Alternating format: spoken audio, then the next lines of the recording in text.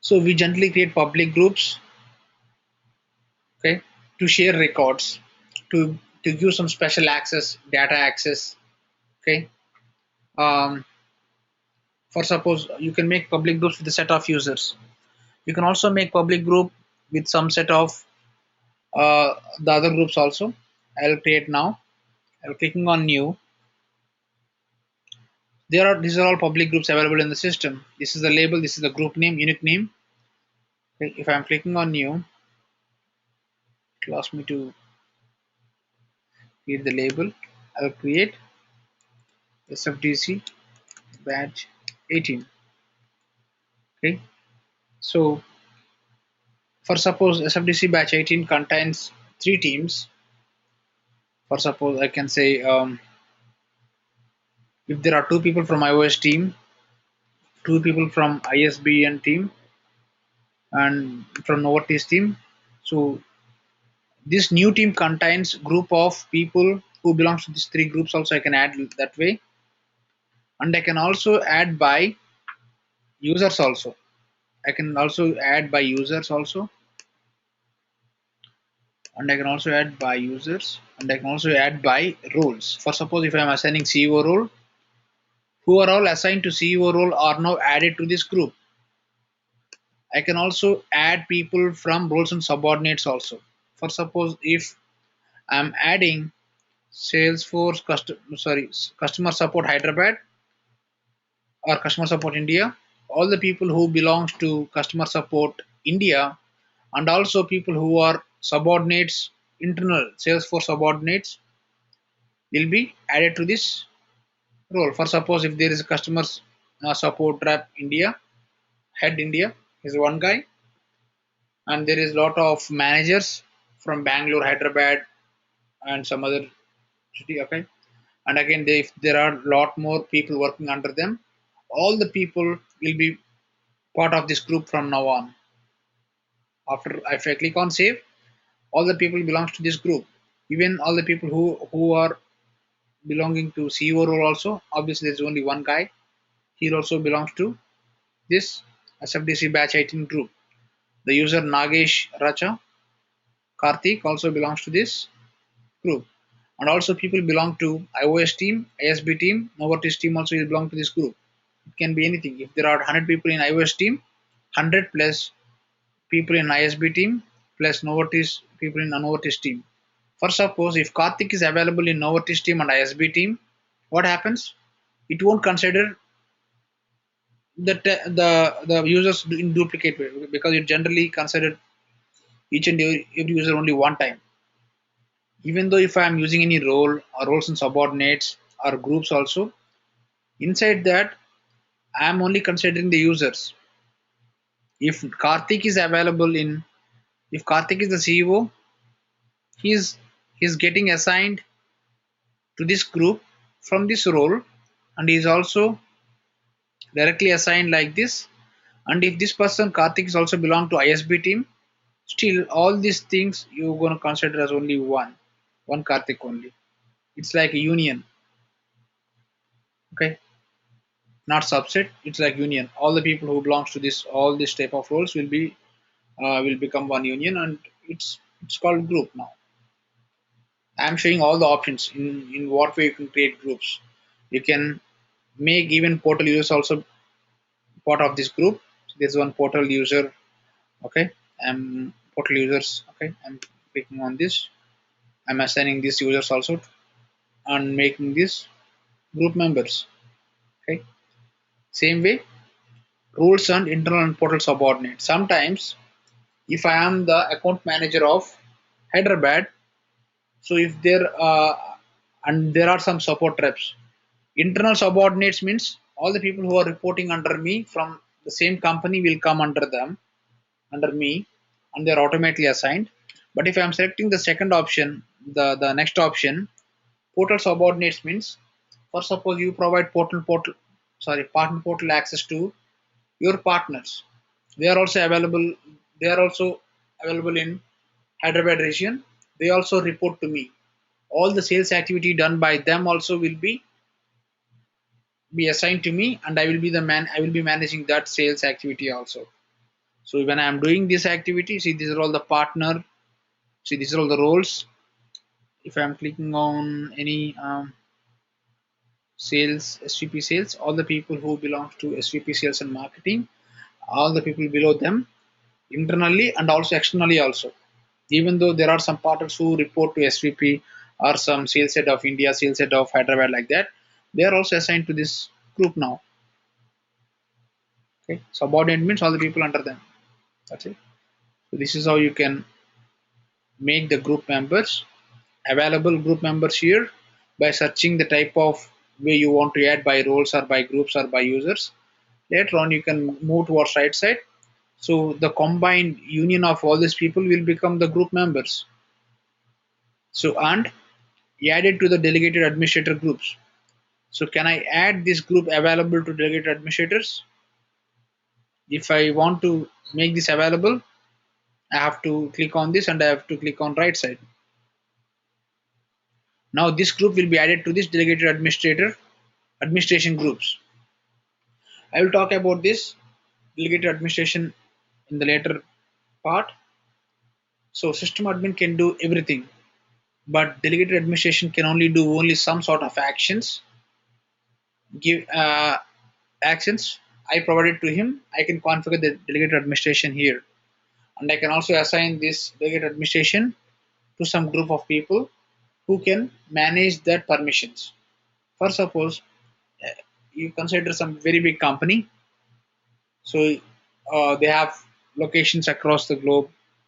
Okay, if a person joins in China, do the system admin of in the headquarter company that is in San Francisco need to create a user for a Chinese user?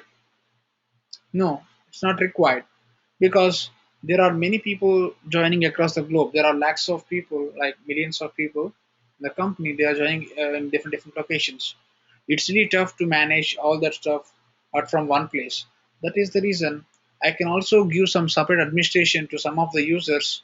Okay, and I can also do some special permissions like managing finance application, managing some profiles, managing people to some profiles, managing some sort of actions with delegated administration.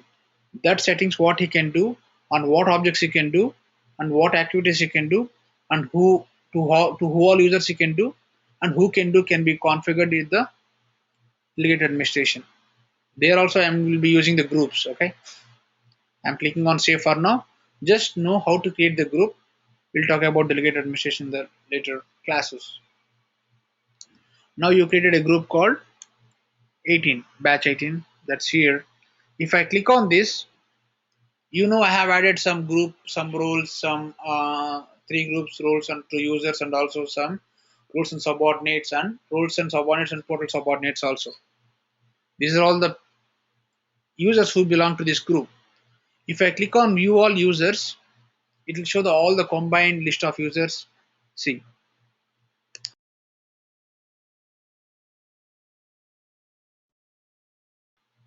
these are all the users who belong. There are total 40 people. How these 40 people are, how these 40 people belong to this group? I can click on this and check and tell you. See, Bharati is coming from the group member, and Fonda is coming from manager of a group member, obviously. Okay, and if I click on, yeah, these are all 40 people. No, yeah, all are coming from the group member. Sorry,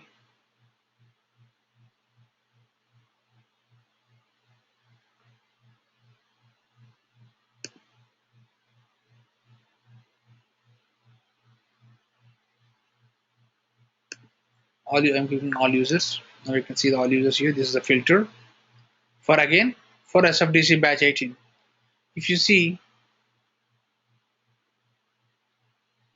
so these are all the people because I haven't added all these people in my group.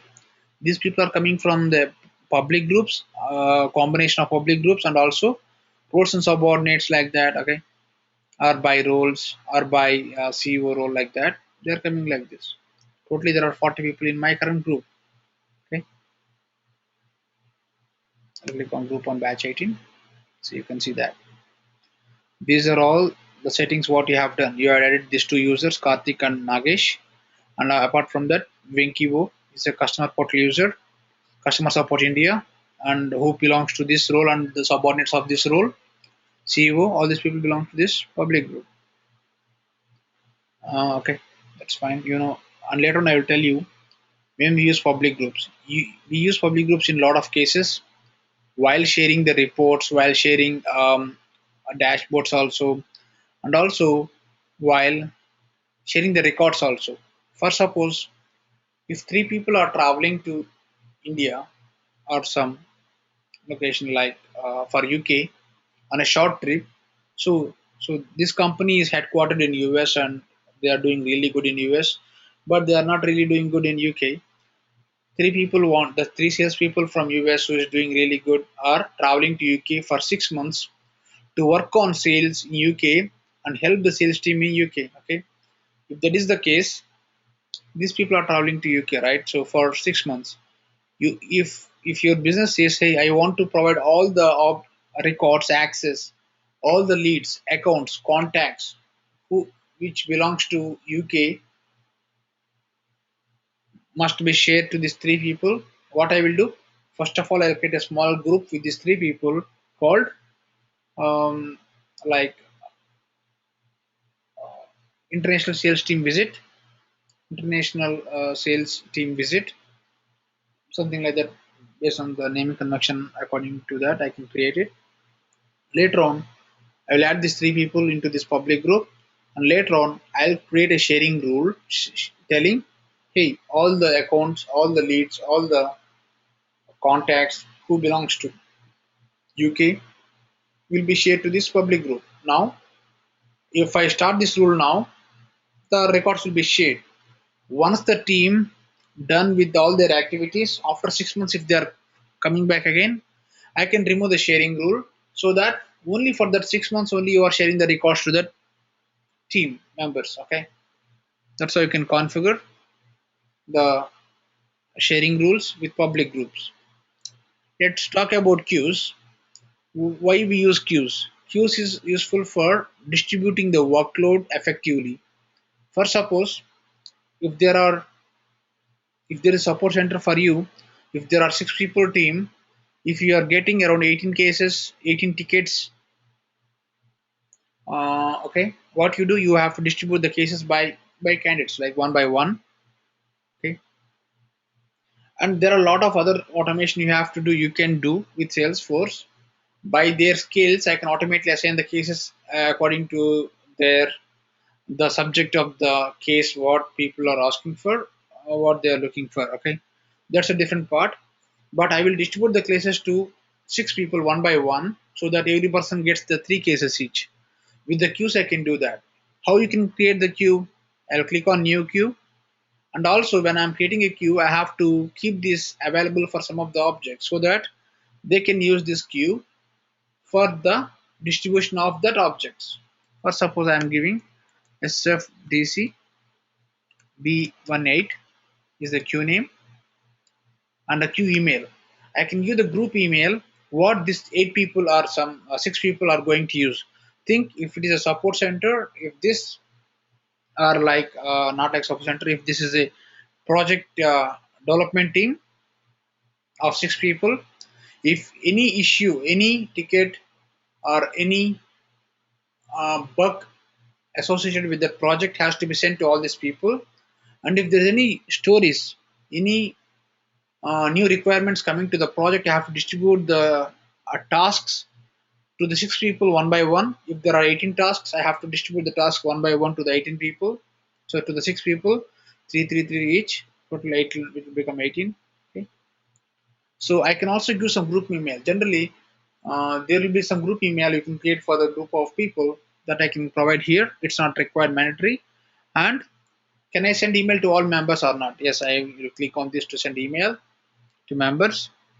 Later on, to which all objects this queue should be visible. For suppose if I want, in the current scenario, I'm going to provide the queue for the tasks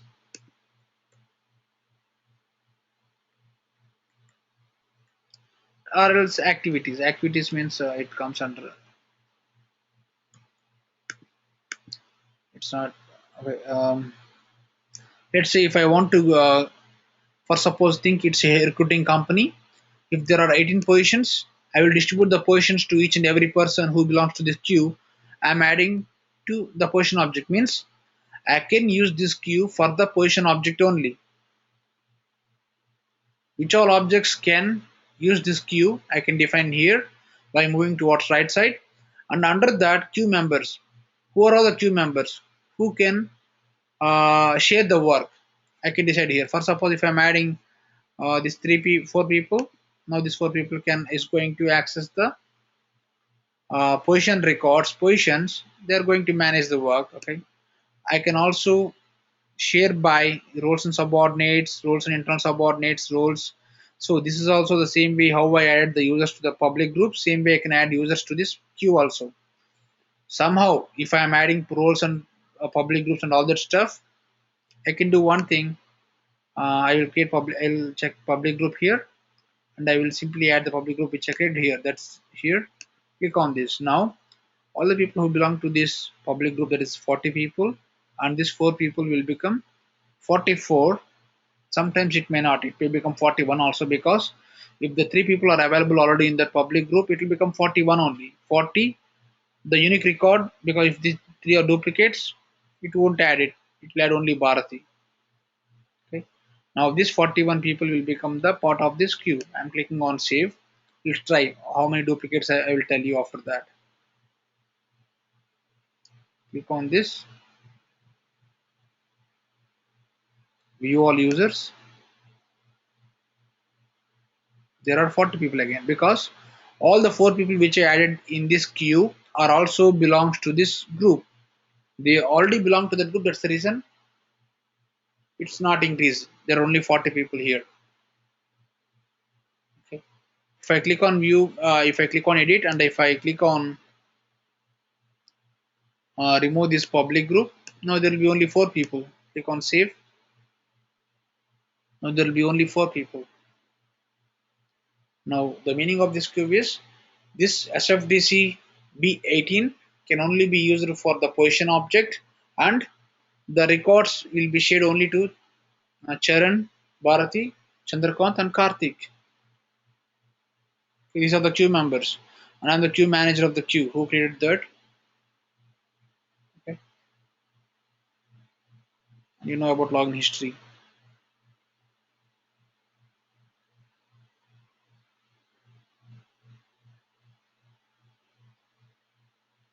So you're going to use this queues again at the assignment rules.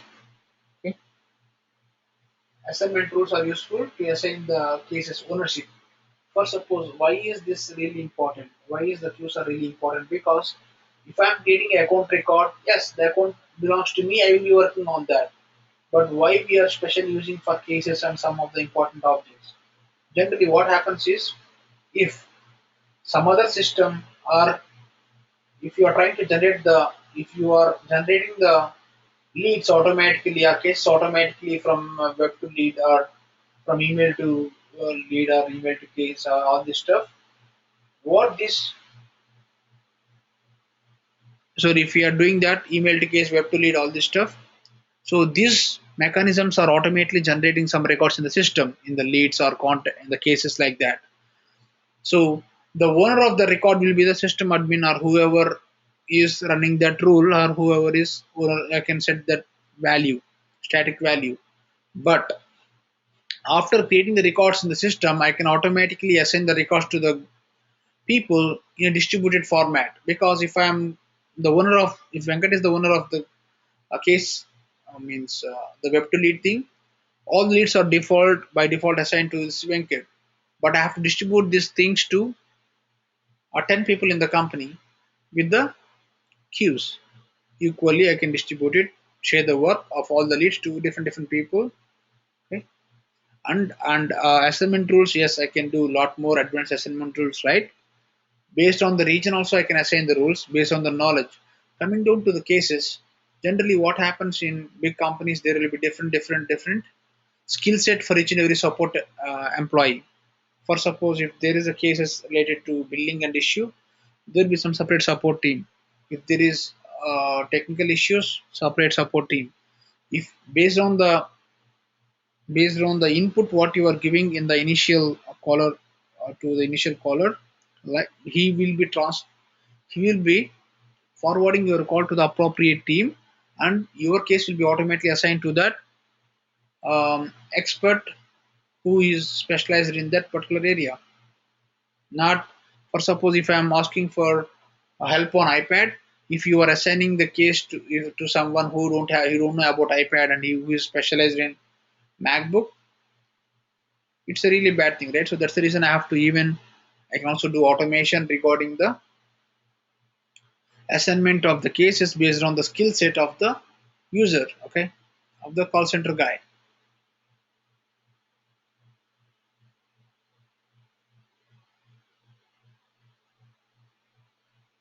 Let's work on managing applications. This is a really simple option.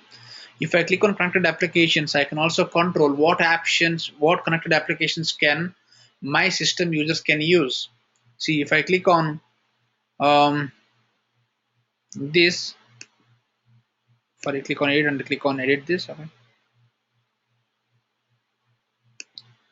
And from now on, they can install Canvas applications on their Salesforce instance. They can run it because with Canvas, you can also automatically integrate your Heroku application and third-party applications into your Salesforce, and you can show that data on your Salesforce. Clicking on save. Now I have enabled that, and see, here are the options. All these applications are can be can be our users can use the system. All the people who belong to this system can use this. Okay. If I want to delete that, click on. If I want to remove the access of some of the things, click on edit, and I can remove the access of that application to the users. Okay.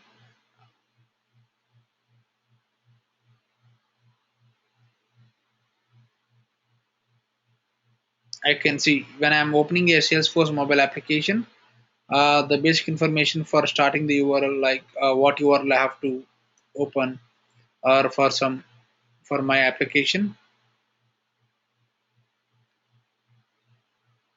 So I can use some start URL where I can navigate when I run the application. Okay. Later on in mobile, the location I'm going to provide mobile start URL, and here who are all can access this application I can control here. All users may self-authorize, or else admin approved users are pre-authorized. I can use this so that admin only can use this application. Okay. IP restrictions. Do you want to enforce IP restrictions? If yes, click on this. Or else, if I want to if I don't want to follow any IP restrictions, I can use relaxed IP restrictions with second factor. Okay. With some other condition, with second factor. And if I want to remove at all the relax on the IP restrictions, go with the third option. Okay. And again, when I'm going to refresh the security token, okay, so I can use multiple options. It depends on your expiry of this. Okay, when I have to refresh the token, whenever um, it's revoked, until revoked it's valid. And if you want to keep this expired, I can immediately I can check this option again.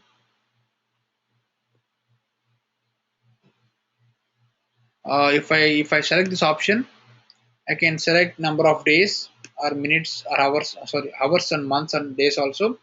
If they are not using the application for that much time, I am going to automatically expire the refresh token. Okay, that I can configure here, and I'm keeping it as default. Okay, so if I am selecting the first option, what is revoke? Revoke is something like, for suppose if I am giving access, if I logged in the current system now, I can revoke the access from the Salesforce system by checking the sessions who are all logged in, and I can revoke them also. Okay, if I haven't revoked, they can still log into the application for a number of days. There's no limit at all. Okay, until the token is revoked, until the login access is revoked, they can access the application. That's what it's mentioning. I can also expire session token after some days. Frequently, after some days, you want to keep it expired, I can use that last option. And session level policy, high assurance session means you want, if you want to keep it at high assurance and more secure, click on this. And what type of mobile integration you want to use? Do you want to use apply some pin number where you can set some pin number for your mobile application, that is Salesforce A? Same options you're gonna see for Salesforce one, and also for classic mobile application. Okay, and if I'm using length as 8, you have to use 8-digit number. Generally, most people will use 4-digit pin number to open the mobile application to verify very quickly. Okay, generally, you provide username and password for the first time, but from the next time, you no need to provide your first again your all username and password. You have to simply enter your pin code, pin length, that is 4-digit length of pin. When you should enter, every 10 minutes you have to enter if you are not using the application. If you are using, you no need to enter. Okay.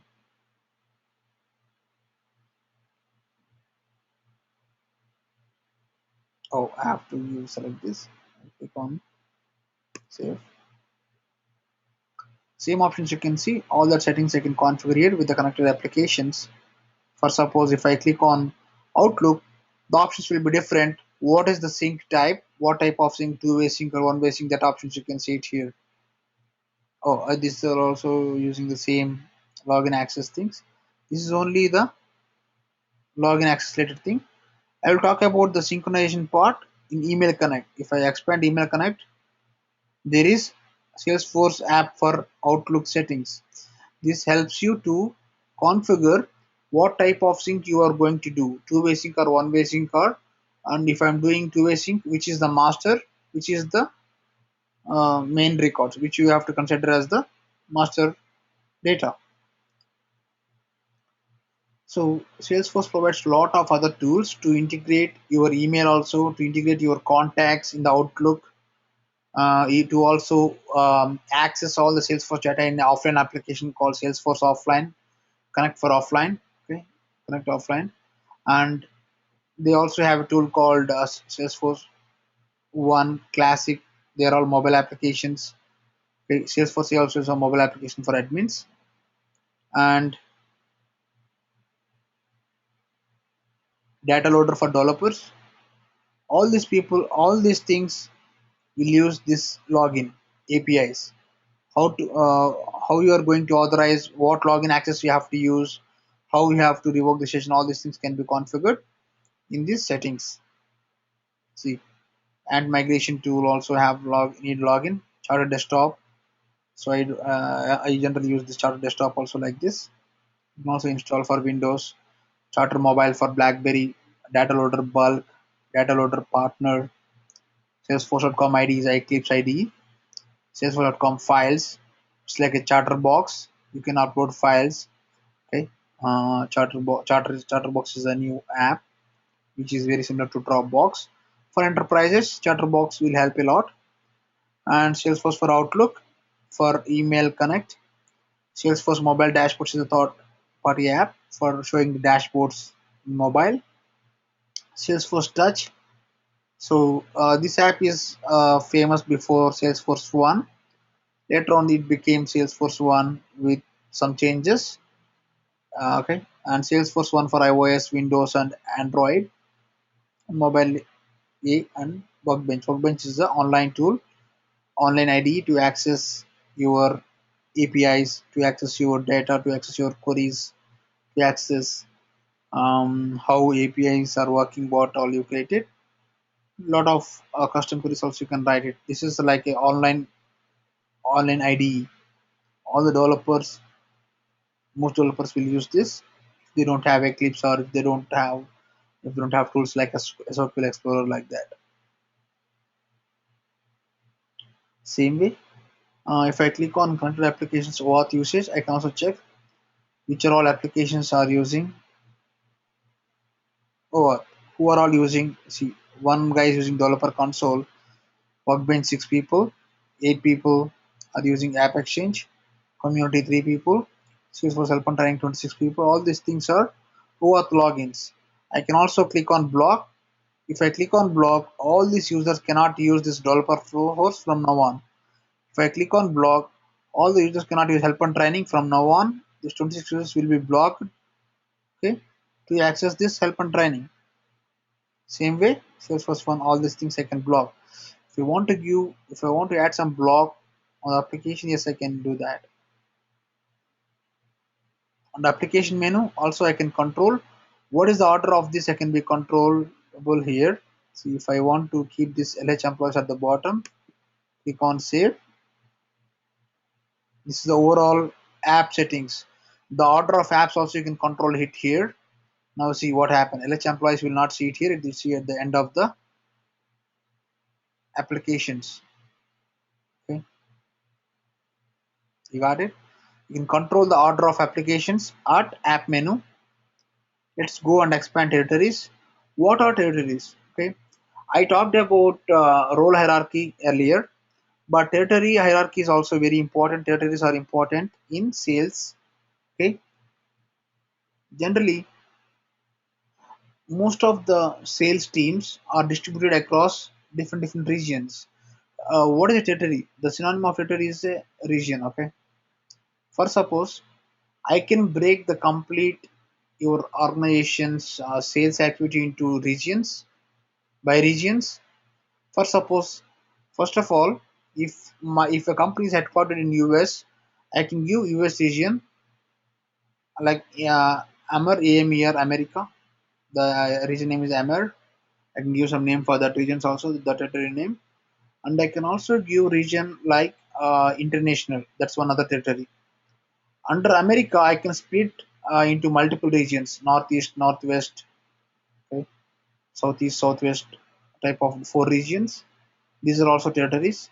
And again, the breaking of these things can be, it's completely in your hands. According to your customer requirements, you are going to do that. If your company is following some criteria like by cities or by states, yes, you follow the same thing. Some people will not follow by cities and states, they follow by regions. They will combine two to three cities into one region, or two to three states into one region, like that. And they again break into small parts like southeast, southwest, like that. It depends. Okay, and all the international regions again it's split into three parts: EMEA, APAC, like that, and Europe. Later on, you again split that regions into different countries, because each and every APAC contains a lot of countries like Asian countries. I can add all them, and also after that I can divide things by state, by city, by small places. Okay, I can do that. I will be assigning the salespeople to these territories or regions. They will be responsible for the sales activity on that regions. Okay, so so I can also, the special functionality here is I can share all the accounts who belong to the one region to all the people who belong to the territory. For suppose if there are 3 people belong to the Kansas territory, okay, and if there are 500 accounts which belongs to Kansas region, I will share all the 500 accounts to the 3 people who are working for Kansas region with this territory management. Okay, territory models, I can configure all this stuff with territories. Okay, first of all I have to enable this. If I already enabled it, I can configure the the territory hierarchy according to your companies. And the default level of access also I can configure about account access and account case access. Not only account, also you can also control cases with territory. See, if I am the first option in account access is view and edit accounts assigned by territory. The second option is view, edit, transfer and delete accounts assigned to the territory. So in the first case which I'm talking about, the 3 people can view and edit all the records assigned to the all the 500 records assigned to visible to Kansas region. The second scenario, the three people can view, edit, and also transfer and delete the account records, that is 500 records assigned to the Kansas region. In my scenario, which I spoke earlier, same way the case also. Users in this territory can see first option say cannot access cases that they do not own that are associated with that accounts in the territory. If they own them, yes, they can access it. If they do not own that cases, they don't have access to the territory to the case, even though they belong to the same accounts belong to your territory. Click on second option, view all cases associated with the accounts in the territory who means to whom means you belong to. Okay.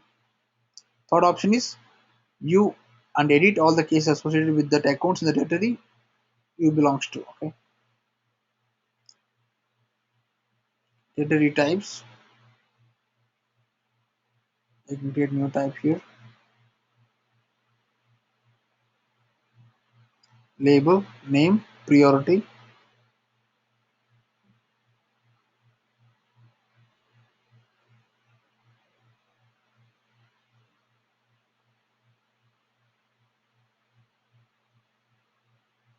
If you have any questions, click on help on this page at any point of time.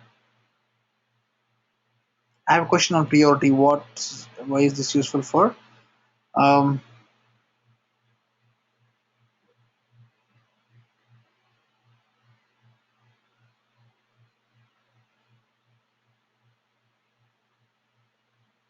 so the priority is useful to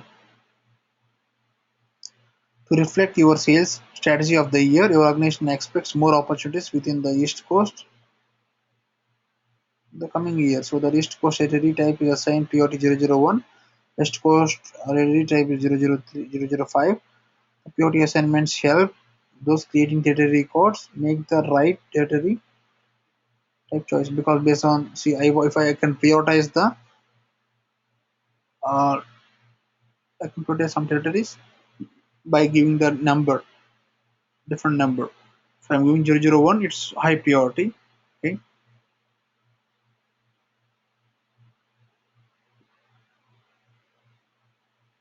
So the territory models. So I can see the things by view hierarchy or by rules also. I can assign the records to territory, account records or case records. Okay. Sorry, mainly account records. This is the hierarchy of the territory.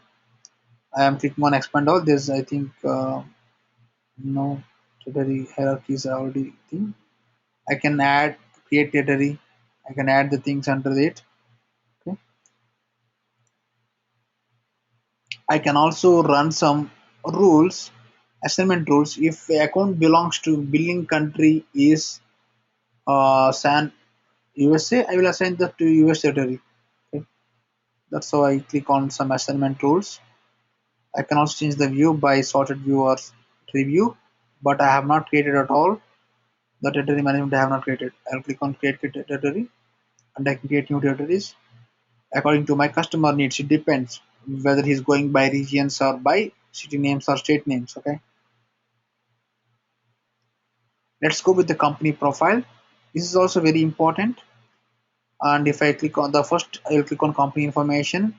In this link, you can see all your company information and the licenses you have, and also the data limits what you are using, and also the your organization ID. Whenever you are raising any case or ticket with Salesforce support team regarding your organization, you have to share your organization ID. This organization ID is unique for each and every organization. Okay, what you are using. Okay, for suppose you can compare it with your developer org and my org. It's different. It's totally different. Okay, so when you share this organization ID to your Salesforce support team, with that they can identify from which organization they are trying to in which organization they are facing issue, and what is the issue they will easily find out. Okay, they can easily find. And there are some of the limits here. Data usage limit is 300, around 250 MB in this hour. I'm using only 3.3 MB, that's 1% approximately. And the file storage limit is around 200 MB. I'm using 60 MB, means 24% of it, means 250 MB of file space. Also, I'm using 24% of that.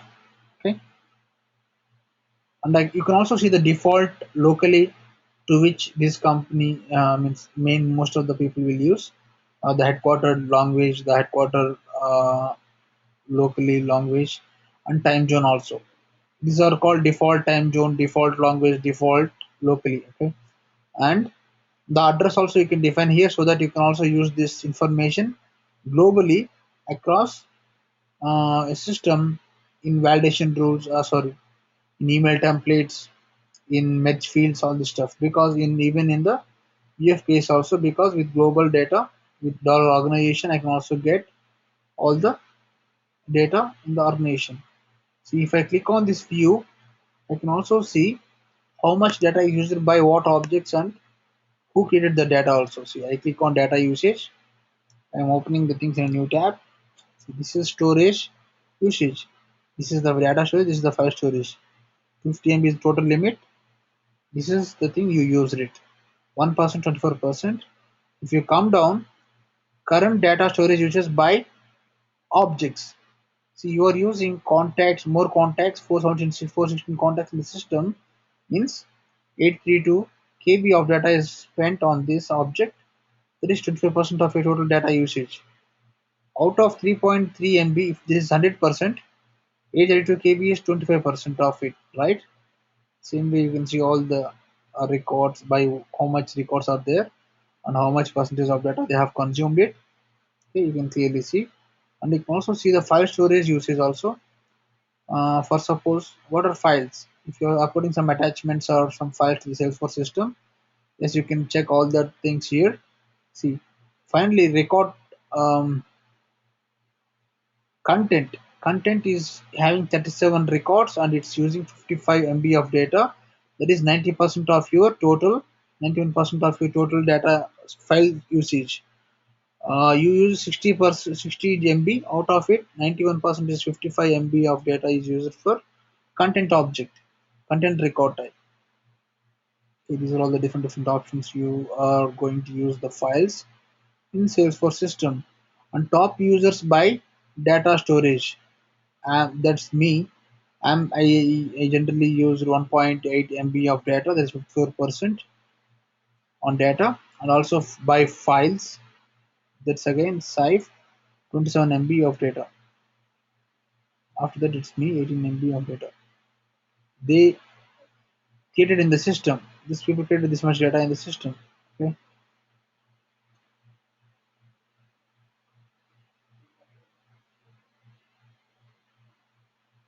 I'm expanding company profile again.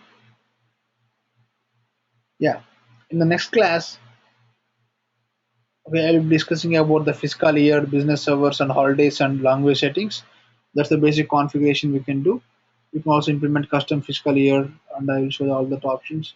Okay, this is really important when you are configuring and building full cycle implementations or initial phase implementations with your customers. Okay, I want you guys to even try the help on this page whenever you have any questions, and also try some of the assignments which I'm sharing with you. So if you guys have any issues on the Canvas login, please do update me. I will fix that.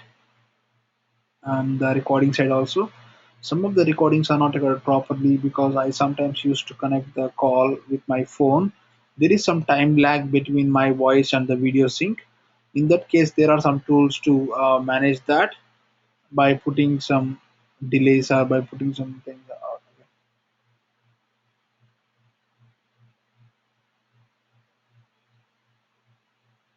Any questions on this today's class? We worked on creating public groups, queues later on with managing queues and stuff, managing queues and how to keep this available for some objects. Later on, we worked on managing applications and their session token maintenance and when to reset the password and stuff. And finally, we discussed with territories also and company information, how you can see the company information by reports. Okay. You can all see this data in the API form. I mean, it's a method you can query and you can print it on the page also. Yeah, yeah, that's it, guys. I want to close the call for today. You guys have any questions?